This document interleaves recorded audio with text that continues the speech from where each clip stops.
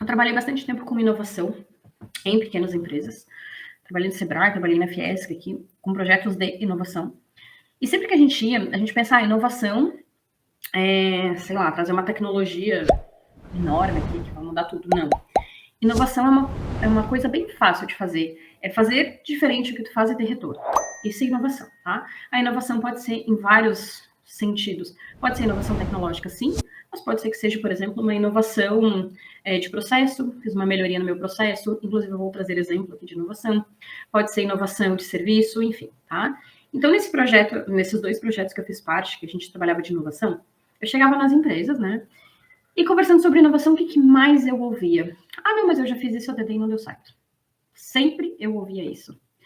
Ou, ah, mas se eu fizer isso, vai dar aquele problema lá. E aquele problema lá é mais difícil para resolver do que esse. Ou pior ainda, para fazer isso que tu tá falando, eu vou ter que gastar muito, então é melhor deixar assim.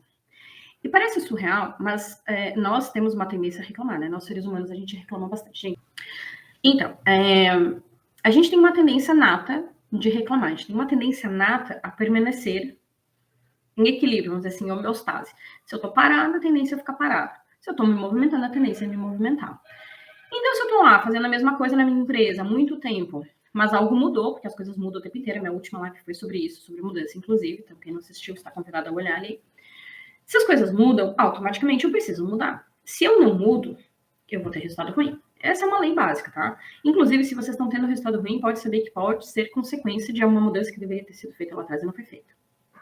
Então tá, então se eu tô tendo resultado ruim, eu preciso mudar. Como que eu vou mudar se cada vez que eu me defronto com a mudança, eu penso, ah não, isso não vai dar certo. Ah não, isso aqui eu já tentei e não vai dar. Ou não, eu não tenho dinheiro para investir nisso agora. Isso são só desculpas que a gente dá para não fazer o que tem que ser feito. Tá, Ju, mas é difícil? É difícil, eu falei na outra live, tá? É difícil de fato mudar. Mas, quando a gente tá no desespero, a tendência é piorar. Então, ficar parado não pode ser uma opção. Então, a gente precisa fazer algo diferente. Mas o que, Ju, que vai dar certo, né? Como que eu vou fazer? Eu nem sei se eu sou criativa, aliás, não sou criativa, eu só sei fazer isso aqui que tá na minha frente. Simples. Ajam como crianças. A Liz que me mostra todos os dias assim o quanto a gente pode inovar, né? O quanto a gente pode ser criativa. Minha filha tem 2 aninhos. Todos nós somos crianças de 2 anos em algum momento, ninguém nasceu com 30. Então, todos nós temos a capacidade de criar. A capacidade está aí, a gente só não usa, a gente está destreinado, tá? Então, a gente precisa resgatar essa coisa da criança curiosa, de mexer. A Liz é a coisa mais bonitinha, ela pega uma caneta e fala assim, mamãe, vamos brincar de fazer comidinha? Ela mexe, tipo, é uma caneta, mas para ela naquele momento é uma colher, então serviria, né? E talvez seja isso que a gente precise fazer. O que costuma acontecer, assim, que faz a inovação não dar certo ou que de repente faz a gente desistir antes mesmo de começar? Parece, antes da gente começar algo, parece que qualquer coisa que eu faça, isso porque eu tô no modo desespero. Lembra que a gente começou a live falando sobre o modo desespero? Eu não vejo saída. Não vejo saída, tô desesperada, tô nervosa, não tenho perspectiva, tipo cavalo aqui com aquele negócio que eu não sei o nome. Se alguém sabe o nome, me explica. Então eu não tenho possibilidades. Se eu tô assim e eu tô tendo resultado ruim, eu penso, meu Deus, tá tudo dando errado. Então, assim, eu tô apavorada, tô numa situação onde eu não enxergo para nenhum lado. O que eu vou pensar sobre ser curiosa? Certamente, vamos pensar assim, tô nesse modo desespero, apavorada, aí eu vou ver uma caneta e vou pensar que a caneta é uma colher? O que vocês acham? Será que eu tô num estado de espírito de conseguir olhar as coisas de uma maneira diferente? Ou de ser leve e brincar? Quando a gente está no modo desespero, a nossa maior preocupação é resolver aquilo, resolver aquilo, resolver aquilo, resolver aquilo. E a gente fica pensando 1000 vezes a mesma coisa. E fica que a gente perde o contexto total da realidade. A gente fica, tem que resolver, tem que resolver. Quer ver quando a gente tem que pagar as contas naquela semana, não tem dinheiro, meu Deus do céu, o que eu vou fazer? O que eu vou fazer? E eu não tenho como pagar a conta. E entra no modo desespero, não enxerga mais nada. Aí vem a Juliana e diz assim, não, pega a caneta e brinca de colher. Tá maluca? Então é isso. Vocês precisam pegar a caneta e brincar de colher. Porque quando a gente olha para a caneta e brinca de colher, a gente pensa assim, que idiotice. Por que eu vou fazer isso? Que coisa mais besta, não faz sentido nenhum o que você está falando. A gente começa a desmerecer todas as possibilidades de ajuda. E isso é um mecanismo meio que padrão para quando a gente está desesperado. A gente desqualifica as possibilidades. E aí a gente não vai resolver mesmo. Então, por mais difícil que seja, a gente precisa aceitar possibilidades. Por mais louca que pareça a possibilidade, a gente precisa agarrar elas, porque talvez seja aquela possibilidade que vai salvar aquela situação.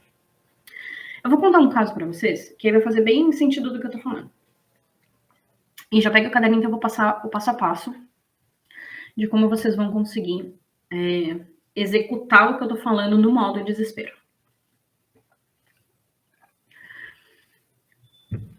Primeiro ponto para a gente conseguir executar, e nem é necessariamente um passo, mas assim, é uma coisa que precisa acontecer.